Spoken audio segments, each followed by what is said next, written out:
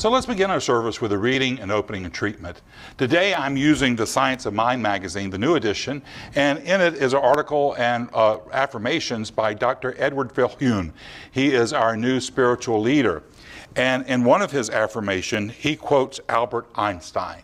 And this is what he says: "Everybody is a genius, but if you judge a fish by its ability to climb a tree, it would live its whole life thinking it's stupid. It's amazing that no one can be you as well as you." So today, let us put this truth and these words of wisdom to work in our consciousness. We do that with affirmative prayer. I'm going to say this prayer in the first person. Take it in for yourself. Say something that works for you, hold tightly to it. If I say something that doesn't work for you, just let it slide by. But just know this truth with me today. There's only one God, one mind, one power. That power is divine intelligence. It is perfect love. And that intelligence wants to flow through me, creating a better life for me. So here today, for this service, I now open myself to every God-inspired idea, knowing that they are the way for me to lift my eyes up to a better knowing, so I can walk through the journey of my life with ease, with peace and health, prosperity and love. This is what Spirit has called me forth to do, and today I am saying yes to all of God's great goodness. This is my truth. I celebrate this right knowing, and I release this prayer into the mind of God to do its good and perfect, bold and dynamic work, returning to me multiplied abundantly. And together we say, and so it is.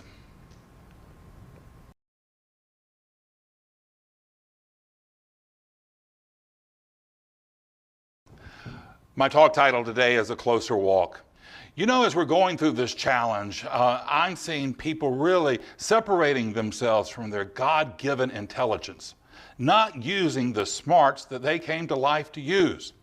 People are acting, as my mom would say, buck behind crazy, although she wouldn't actually use the term behind. They're not going through life with intelligence. They're allowing their fears to overwhelm them, and it's easy to do. Fears, false evidence appearing real. And as we give our fears energy, they blow up and they inflate. It's like the Halloween decorations you can buy, where you take it outside, you plug it in, and there's a little fan, and it blows up this big nylon creature. It's nothing but it's been inflated by oxygen. That's what our fears are. Our fears are no thing trying to become something at our expense. And we are the ones that supply it with energy. We are the ones that give it the life. It drains life from us as we supply it with energy. And it leaves us less energized. And if you give it enough energy, you will be so weakened that you can't confront your fears. I think it was Eleanor Roosevelt. She said that if you act on your fears, the death of fear is certain. But if you don't act on your fears, it will so deplete you of energy that you don't have what it takes to move forward and confront them. And we have to confront our fears in this life or in the spiritual realm.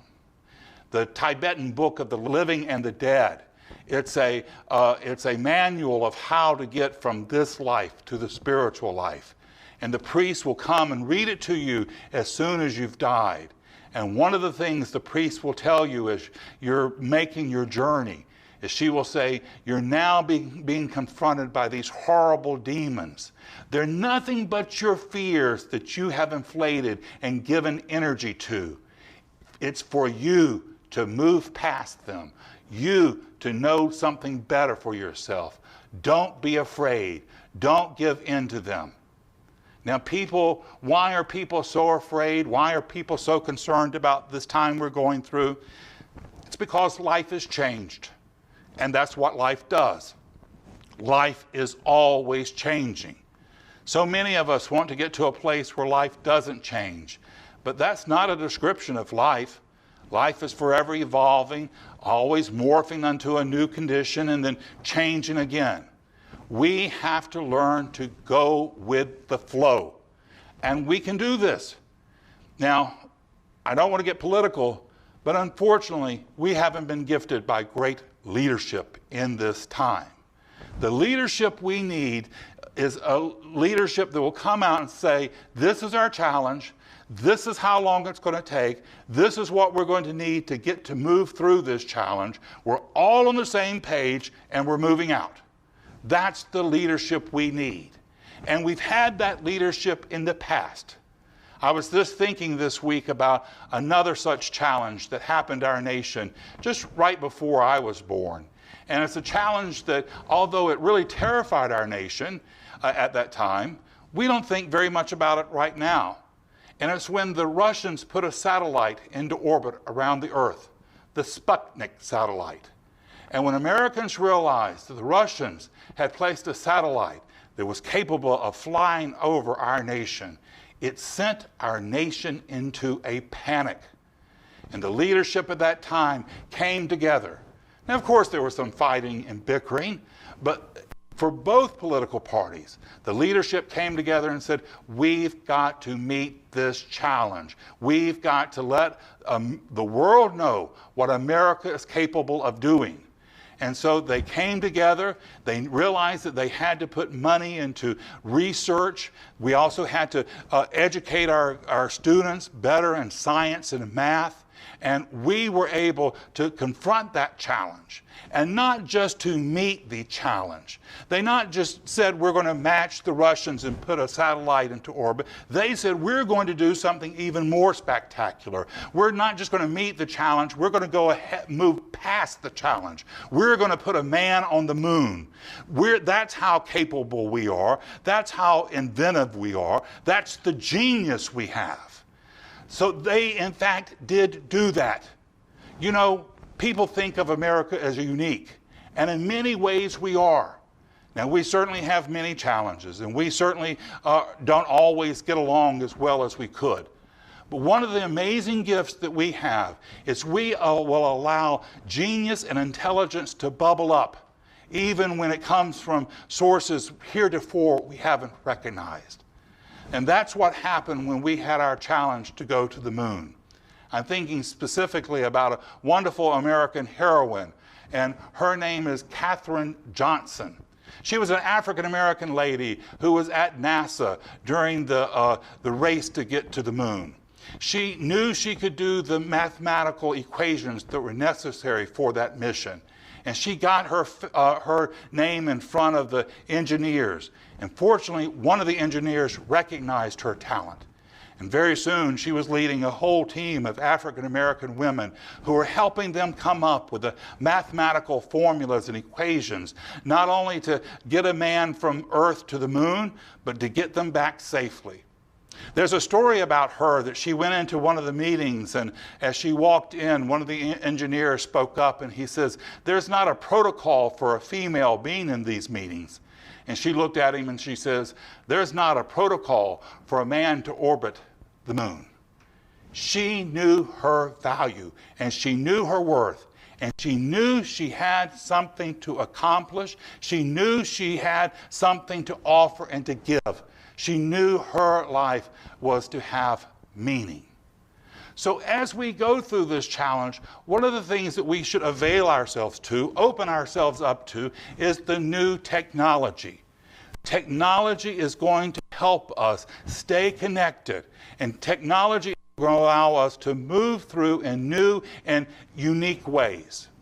This past week, we had an interfaith service here in St. Augustine, and we did it virtually. Rabbi Nadia at Temple Bet Yam organized it for us. And she was really wonderful in getting the technology to work.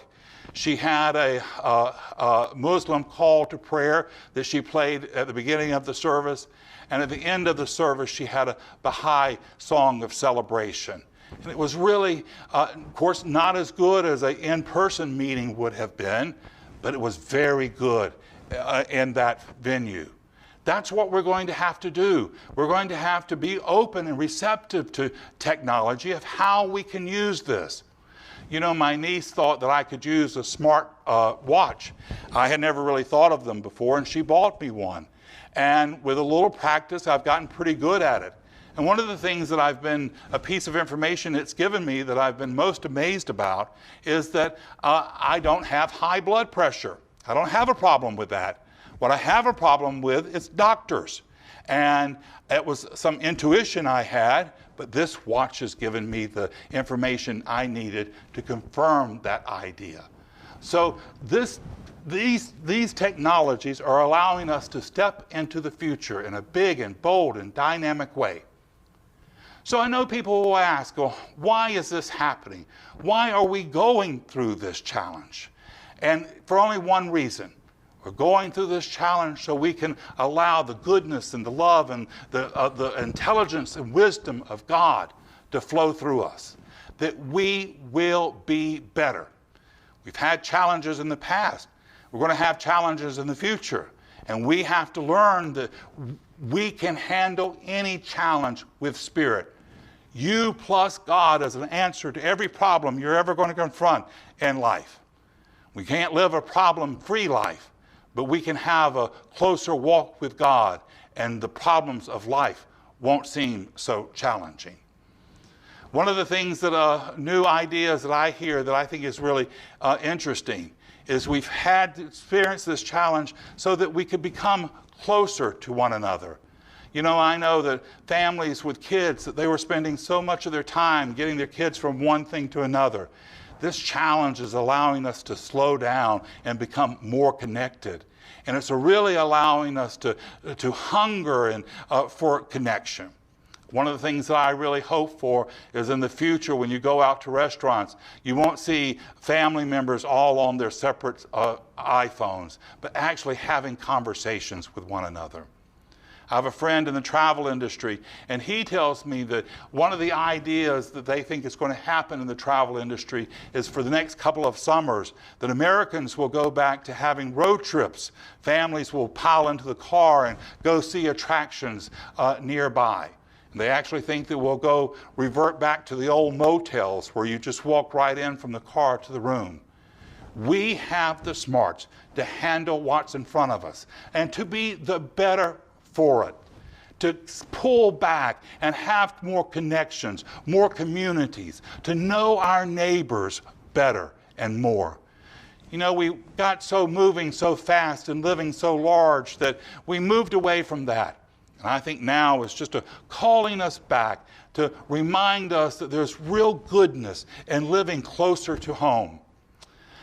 Each day I go for a bike ride and I get on the trail in this little African-American community. It's called Armstrong. It's been around since the turn of the century. It's about 20 homes. I think it was started because it was a turpentine camp. The other day I was there and I witnessed something that I hadn't seen since my childhood. And it was two friends, and one was coming from town and the other one was going to town. And they waved each other down and just stopped in the middle of the road and had a conversation. There was a little teenage guy, and he needed to get to town also, and he was behind one of them. And he had the audacity to blow his horn. Well, they just really let him have it after that. It's good seeing this connection.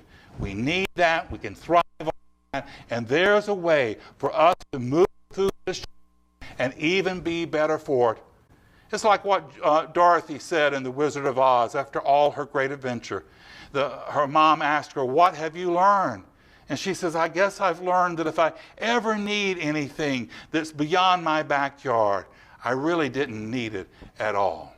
So we're here to know that we have, right where we are, what it takes to get through. And not just to get through, not to just survive, but to thrive in God's goodness, to thrive in the joy and love and wisdom of Spirit, to have a closer walk with Spirit, knowing that whatever we confront, that God and plus us is an answer to every challenge we have. that we haven't come to life to be wounded. We haven't come to life to experience lack and limitation and illness and loneliness. We're here to allow the mercy and kindness and compassion of God to flow through us, bringing about through us a new heaven, a new earth with God's love and God's joy and the friendship and love and happiness and prosperity and joy that comes for being human and knowing that we have the power of God flowing through us. It's the truth in your life today. It's the truth in mine, and so it is.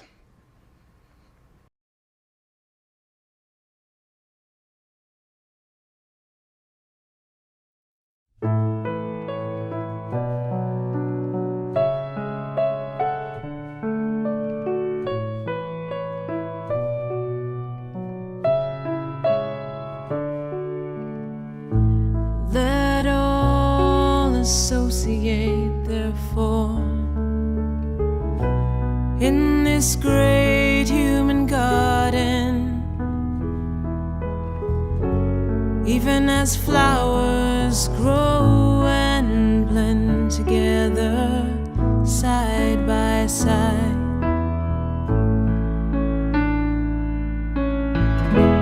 Love ye all religions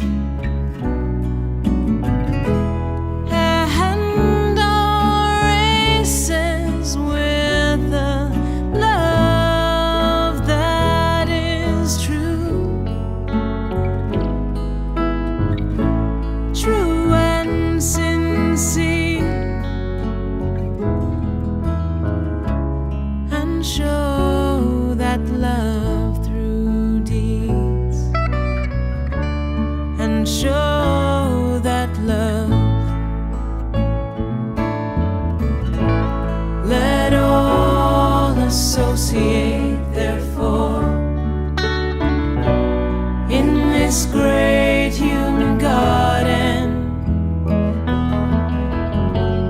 even as flowers grow and blend together side by side.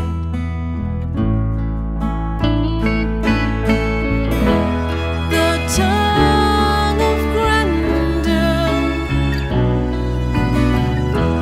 hath however in the day of his manifestation proclaimed it is not his to boast, who loveth his country